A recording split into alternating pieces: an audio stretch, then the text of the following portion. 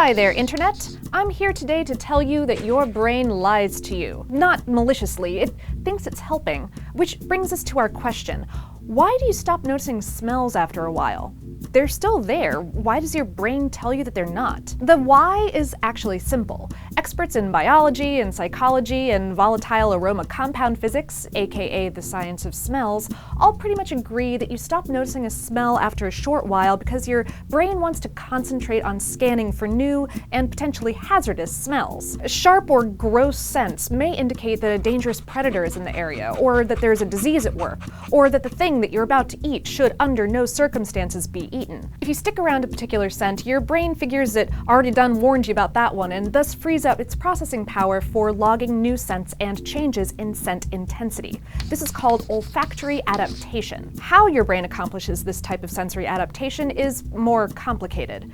When you notice a smell, a molecule of a volatile aroma compound, that is a gaseous smelly thing, has entered your nose. Our nasal passages are lined with somewhere around 10 million neurons. You can think of each of those neurons as a tiny tree designed to pick up on a single type of scent. They have branches called dendrites, each covered in smaller structures, like leaves if you're going with the tree concept, that are called cilia. The cilia are studded with odor receptors. A molecule of whatever kind of scent that neuron specializes in sensing can bind to each receptor. When that binding happens, it sets off an electrochemical chain reaction.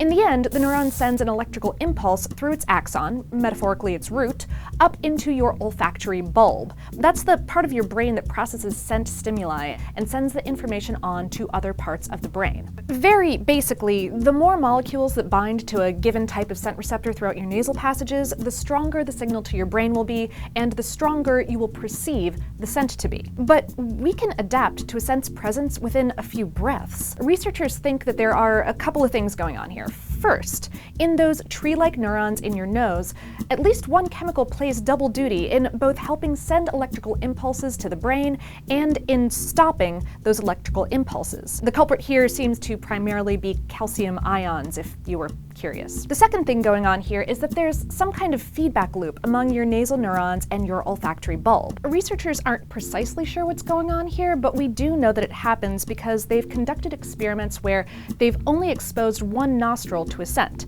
Neurons in the other nostril start adapting to it. But there are more questions here. How do different scents and different lengths of exposure lead to different adaptations? Why can you never smell your own home the way that other people experience it? Shenanigans is the answer that science has to give us right now, because the perception of scent isn't just physical, it's psychological. What the other parts of your brain do with the scent information that the olfactory bulb sends them absolutely factor in ways that researchers are still trying to suss out. So that sort of wraps up today's question. My question for you, what scents do you like and hate? We've got a really good debate about gasoline going in another video's comment thread. I'm a little bit of a perfume fanatic myself, though my very favorite scent is probably bread baking. Let me know in the comments. Like and subscribe if you learned something, and for lots more like this, head on over to HowStuffWorks.com.